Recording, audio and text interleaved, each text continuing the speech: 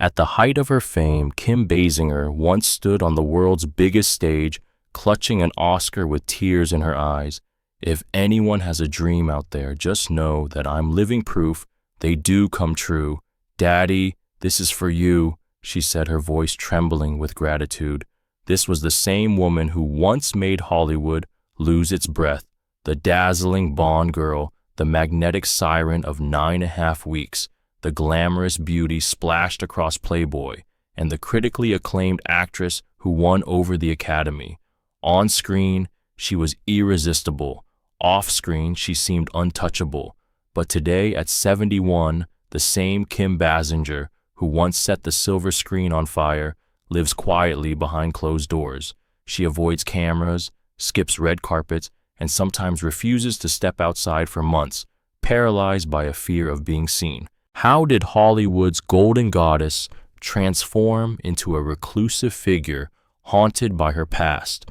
Her story isn't just one of beauty and fame, it's a survival tale of a woman consumed by the same spotlight that once made her a legend.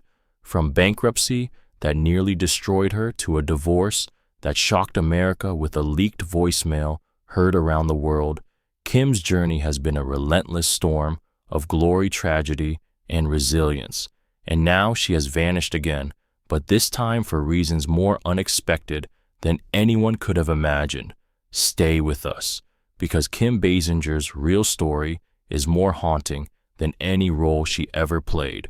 Camilla Ann Basinger was born on December 8, 1953, in Athens, Georgia, the third of 5 children in a household that seemed destined for artistry. Her father, Don Basinger, had once been a passionate jazz musician, pouring his soul into music, but sacrificed his dreams to work as a loan manager to keep food on the table. Her mother, Ann, had been a swimmer, a model, and even performed in Esther Williams-style aquatic musicals before trading the stage lights for motherhood. From the very beginning, Kim's world was split between 2 extremes, a father who carried the silent ache of unfulfilled dreams and a mother who knew the sacrifice of leaving behind ambition. Their home was filled with music, laughter, and a performer's energy, but inside young Kim lived a storm of silence. She was painfully shy, so shy, in fact, that she could not order food at a restaurant. She avoided speaking up in class and once fainted under the unbearable pressure of addressing a crowd. Even surrounded by talent, she carried an invisible cage of fear wherever she went. Her parents, desperate to free her from this prison of shyness, enrolled her in dance classes. They hoped the rhythm would draw her out of her shell, but even the stage lights couldn't erase the tremors in her voice or the panic that lurked in her chest. For Kim, the world was not a stage, it was an audience she could never quite face. Yet everything changed in 1971. At just 17 years old, Kim stood trembling backstage at the Athens Junior Miss pageant. Hundreds of eyes waited. The spotlight was blinding. For the first time in her life, she didn't faint. She didn't cry. She stood tall, sang her song, and walked away as the winner. Years later, she admitted, "I didn't care about winning. I just cared about standing there and not collapsing." But in that fragile victory was a revelation. Kim realized she could survive under the gaze of strangers. What many don't know is that her dream of becoming an actress wasn't born from a hunger for fame or glamour. It was born from love. As a child, she had watched her father's face as he was captivated by movies on screen. "I think that's the real reason I became an actress," she once said. "I wanted to see that look in my father's eyes, the look he had when he believed in someone up there. That look, that spark of belief, became her first true dream, and it set her on a path that would carry her from a small town in Georgia to the towering gates of Hollywood. But the path forward would not be as dazzling as the dream. It would be a battlefield of identity, prejudice, and fear. By the early 1970s, Kim Basinger's striking looks caught the attention of the Ford modeling agency, one of the most prestigious in the world at that time. Almost overnight, the painfully shy girl from Athens became a face that graced the covers of magazines, appeared in national ad campaigns, and even ended up on the cover of a rock album by the band Survivor. She was breathtaking, the tall blonde with luminous eyes, a face sculpted for cinema. To many, it seemed like the perfect fairy tale, but for Kim, modeling wasn't a dream, it was a suffocating mirror. She later admitted that the constant pressure of contracts, lights, and silent judgment nearly crushed her spirit. It wasn't frightening, she confessed, but it was like being lost in a maze where the only exit was your own reflection.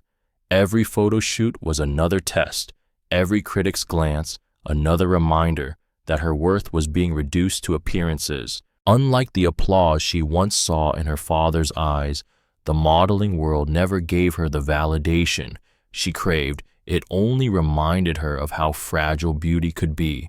So she made a choice. Instead of spending her life being admired from the outside, Kim decided to chase the one thing she had once thought impossible: acting. Not to be looked at, but to be believed in. She walked away from contracts that would have guaranteed her financial stability and enrolled at the William Esper Studio in New York. Here she learned not how to pose, but how to feel. Instead of lights and lenses, she faced raw exercises in emotion. Instead of smiling for the camera, she confronted her own vulnerability. The transition was terrifying. She started at the very bottom, taking nameless roles on television shows, often without credit. Casting directors doubted her. Could a model ever truly become an actress? To many, she was just another pretty face who would fade away once her looks did. But Kim had one weapon: her defiance. In 1981, she made a radical decision that shocked even her peers. She posed for Playboy. It wasn't a move for cheap fame, it was a statement. She wanted Hollywood to see that she was bold enough to redefine herself. She was saying, "I am not just decoration. I have the right to tell stories too." That gamble worked. Directors started to notice not just her beauty, but her daring spirit. Suddenly, the girl who once fainted in classrooms was on the radar of Hollywood's most powerful filmmakers, and soon the world would see her not as a model, but as a rising star, about to step into the dangerous, seductive, and unforgettable role that would change everything. But what no one knew then was that with every role Kim took, she wasn't just acting. She was also wrestling with the deepest parts of herself: the shy child, the suffocating model, and the woman terrified of being seen. Kim's real breakthrough came in 1983 when she landed the role of Domino Patachi opposite Sean Connery in Never Say Never Again. The film, grossing more than $160 million worldwide, wasn't just another entry in the legendary Bond franchise. It was a stage that placed Kim directly in front of a global audience. Overnight, she wasn't just a model turned actress. She was the new Bond girl, the fantasy of millions, the latest symbol of irresistible allure. But Kim wasn't satisfied with being a Hollywood ornament. She didn't want her legacy to be reduced to a single role in a blockbuster franchise. Instead, she sought out characters that tested her roles, that cut beneath the glamorous surface. The following year, she played Memo Paris in The Natural, 1984, alongside Robert Redford.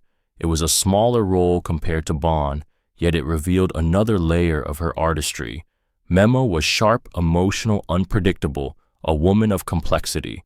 Critics took notice. For the first time, whispers in Hollywood began to shift. Perhaps Kim Basinger was more than just beauty. She even earned a Golden Globe nomination, planting her name firmly among serious actresses. But her boldest, most controversial move came in 1986. She accepted the role of Elizabeth in 9.5 Weeks, a psychological erotic drama opposite Mickey Rourke. The film was raw, daring, and unapologetically disturbing. It wasn't Hollywood romance. There were no flowers, no happily ever after kisses. Instead, there were blindfold psychological games and scenes that blurred the line between desire and coercion. Audiences watched as Elizabeth, played by Kim, descended into a toxic spiral of emotional dependency and loss of control. The reaction was explosive. In America, the film nearly received an X rating, the equivalent of being classified as adult-only content. Many theaters refused to screen it. Critics called it cold, dangerous, even regressive for women at a time when feminism was gaining ground. The U.S. box office rejected it almost entirely, but across the Atlantic, Europe embraced it. In France, Italy, Germany, and beyond, 9½ Weeks was hailed as a bold work of erotic art, a movie unafraid to explore the dark intersections of love control and vulnerability. It became a cult classic praised by cinephiles as provocative cinema, and Kim's performance was at its center. Yet the cost of that fame was staggering. Kim was typecast almost overnight. For years afterward, many producers couldn't see beyond the sensual image. She was the sex bomb, the object of fantasy, not the nuanced actress she was fighting to become. Kim would later reflect, "I don't regret it, but I gave up something big because of that movie." Still, she refused to retreat. She pivoted again in 1989, stepping into Tim Burton's Batman as Vicky Vale, the fearless journalist, opposite Michael Keaton's Batman and Jack Nicholson's Joker.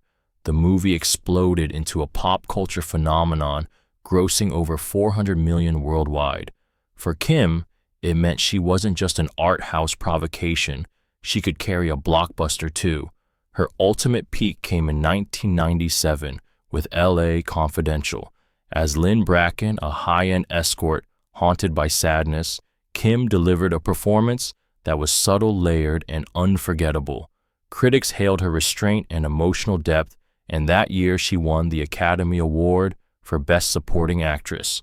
From sex symbol to Oscar winner, Kim had finally silenced her doubters. But even as she stood at the top of her craft, a darker truth loomed. The very same Hollywood that crowned her would soon turn its back. And Kim, once unstoppable, would face a fall more brutal than any role she had ever played on screen. Behind the camera's flash, Kim's life was never the fairy tale Hollywood posters suggested. Even in her early years, she was no stranger to fear. In 1980, while her acting career was just beginning to bloom, Kim suffered her first crippling panic attack inside a grocery store. Her heart raced, her body trembled, and she suddenly could not breathe. Doctors diagnosed her with agoraphobia, an anxiety disorder that left her housebound for 6 months. Her first husband, makeup artist Ron Snyder, quit his own job to stay home and care for her. He even legally changed his surname to Britton at her request so that she could maintain her stage initials, KB, and avoid confusion in Hollywood. At first, their marriage seemed to be a safe harbor, but cracks soon appeared. Ron later revealed in his memoir that Kim had fallen into a secret romance with her No Mercy co-star, Richard Gere. When Ron discovered handwritten letters and saw them together in a restaurant, his world collapsed. By 1989, just before Christmas, the couple divorced. Kim was ordered to pay $9,000 a month in spousal support for 8 years. She rarely spoke about the failed marriage. Her only words, "It was a part of my life, not the most pleasant part, but one I can't erase." For a woman who had faced the most intimate scrutiny on screen, her silence was perhaps her loudest answer. In the years that followed, Kim drifted through relationships that were often intense, sometimes chaotic. She dated Hollywood producer John Peters, a man who once claimed he had protected her from an abusive marriage. She was linked to musical icon Prince, a bond she later described with a wistful smile as a beautiful emotional moment with no boundaries. Each relationship seemed to offer escape, yet none gave her the stability she longed for. Then came Alec Baldwin.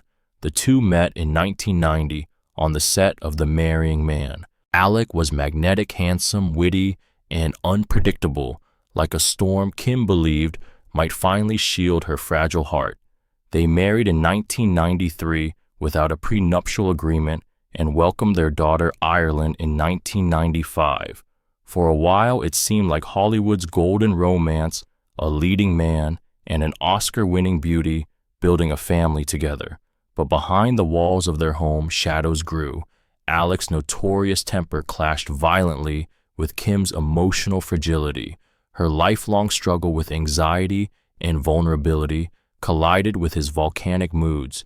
By 2001, Kim could no longer endure the turbulence. She filed for divorce. Yet the end of their marriage was not the end of the pain.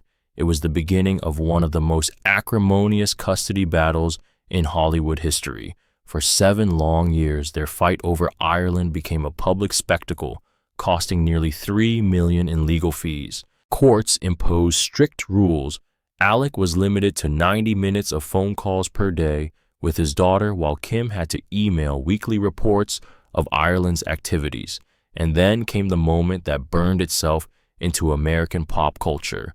In 2007, a voicemail Alec left for then 11-year-old Ireland leaked to the press. His furious voice called her a rude, thoughtless little pig. The recording went viral, sparking outrage across the country. Alec later apologized, explaining his frustration at being cut off from his daughter. Ireland herself would later defend him, even joking about it as an adult.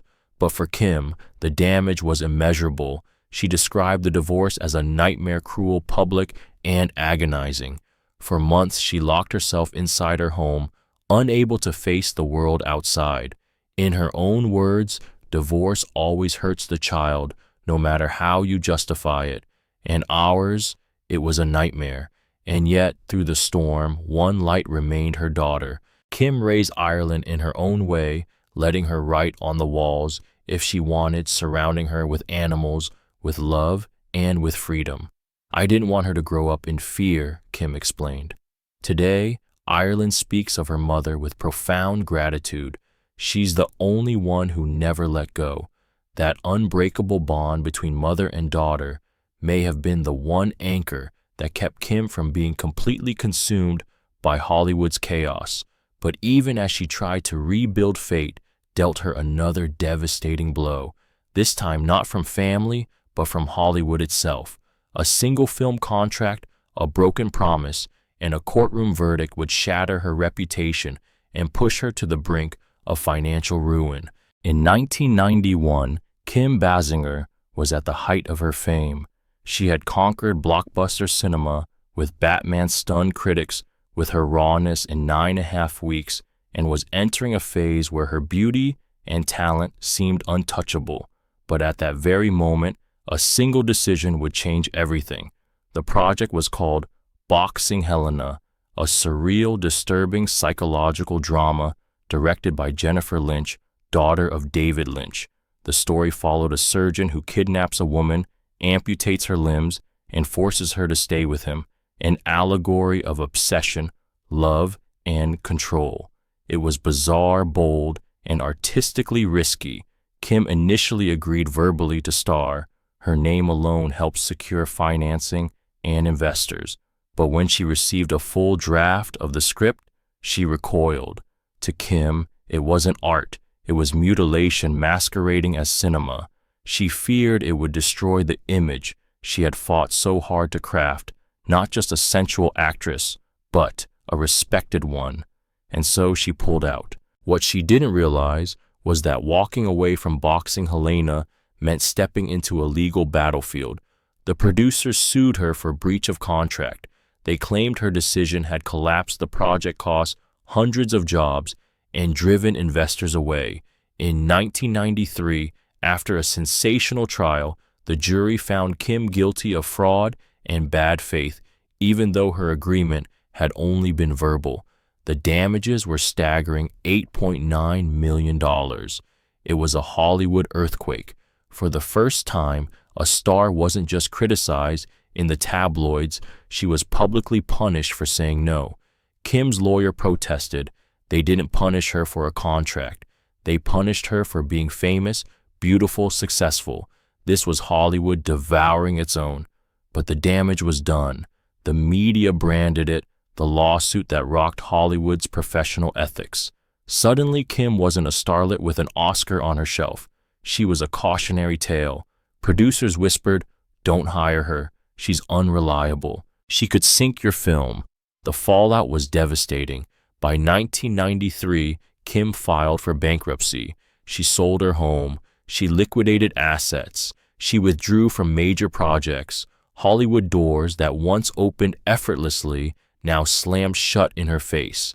Even when she quietly reached an out-of-court settlement 2 years later, the stain on her reputation never fully faded. For Kim, it wasn't just about losing millions, it was about losing trust.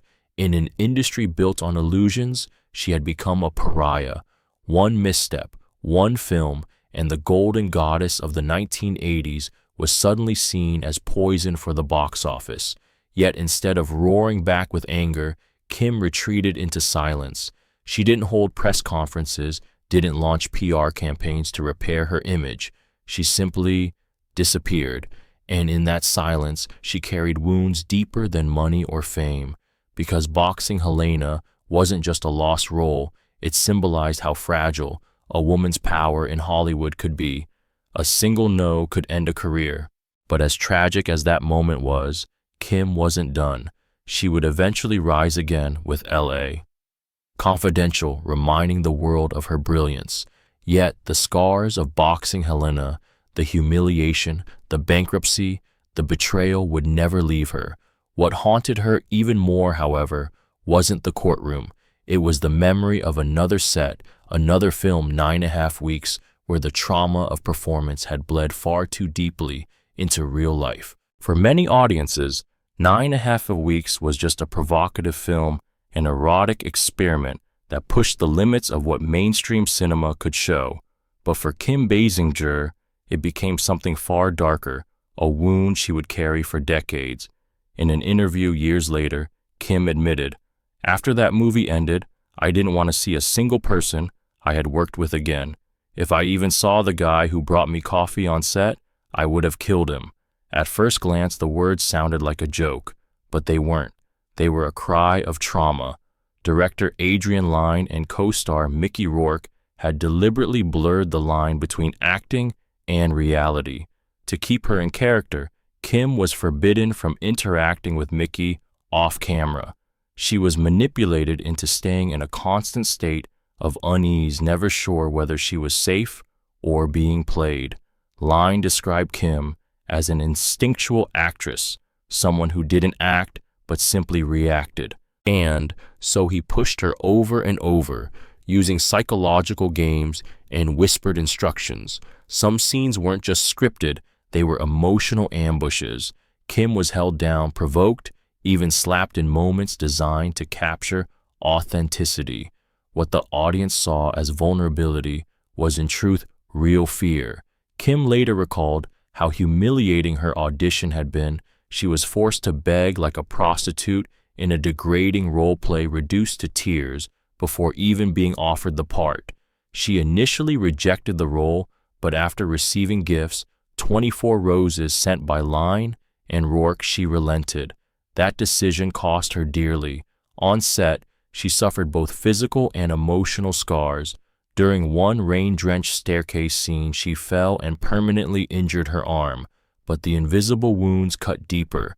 "I didn't know who I was anymore," she admitted. "Sometimes I hated Mickey. Sometimes I felt nothing but confusion."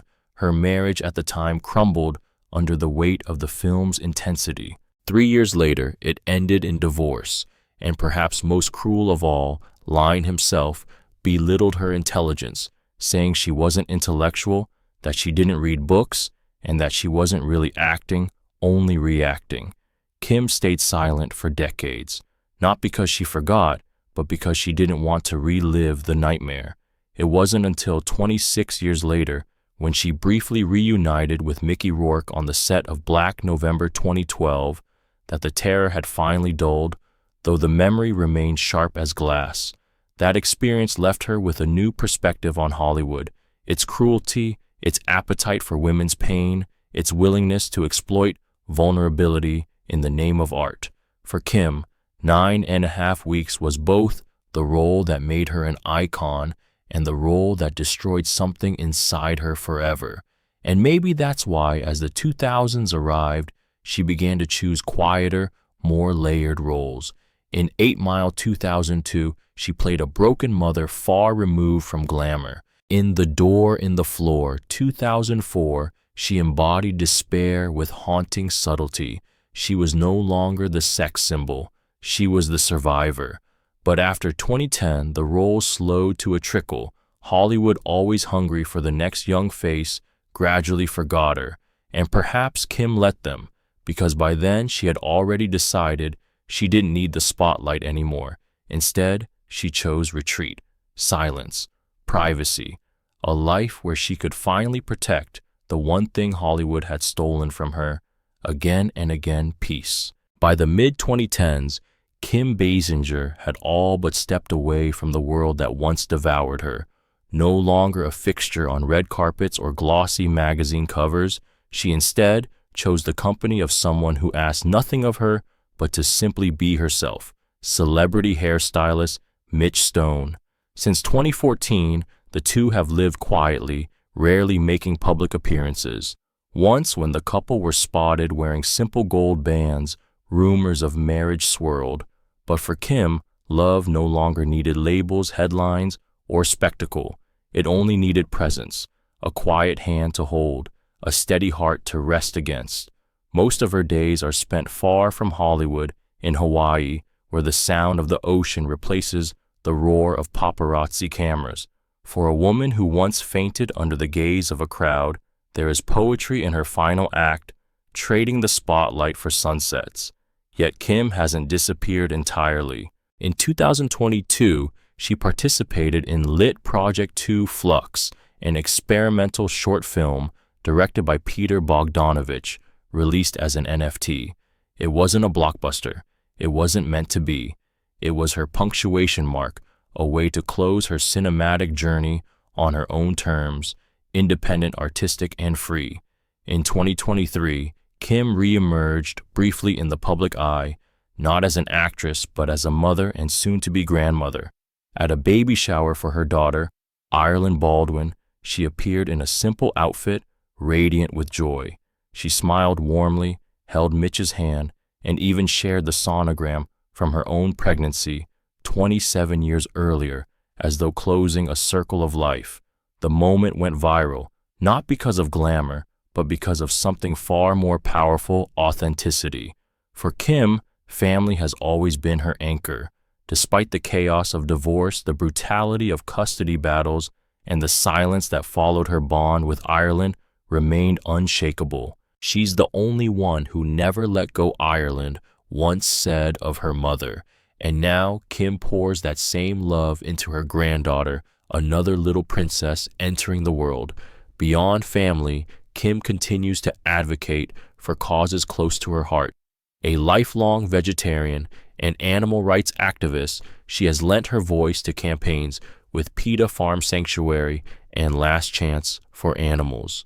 When Jakarta banned the dog meat trade in 2023, Kim's gratitude was swift, and public. Dogs are not food. They are loyal companions who serve humanity. They must be protected from unimaginable cruelty. It is a telling reflection of her journey. While Hollywood measured her worth in visibility, Kim found her meaning in compassion. She no longer needed applause. She only needed to live kindly, truthfully, and quietly. Today, her estimated net worth stands at around $20 million. Not extravagant, not excessive, just enough for a life defined by freedom rather than fame. Her legacy is not just the Oscar on her shelf or the cult classics that bear her name. It is the resilience she embodied, the courage to walk away when the world demanded more, the dignity to endure scandal, bankruptcy, and heartbreak without surrendering her soul. Kim Basinger's story is not one of perfection. It is one of scars, and perhaps that is why we remember her not as the flawless blonde on screen, but as the woman who lived, suffered, and still found her way to peace. She once said, "I never wanted to be famous. I just wanted to see that look in my father's eyes when he believed in someone on the screen." And in the end, she gave that look not only to her father, but to millions of us. From the dazzling Bond girl to the reclusive grandmother in Hawaii, Kim Basinger reminds us that beauty fades, Fame burns out, but dignity, that quiet, unshakable dignity, lasts forever.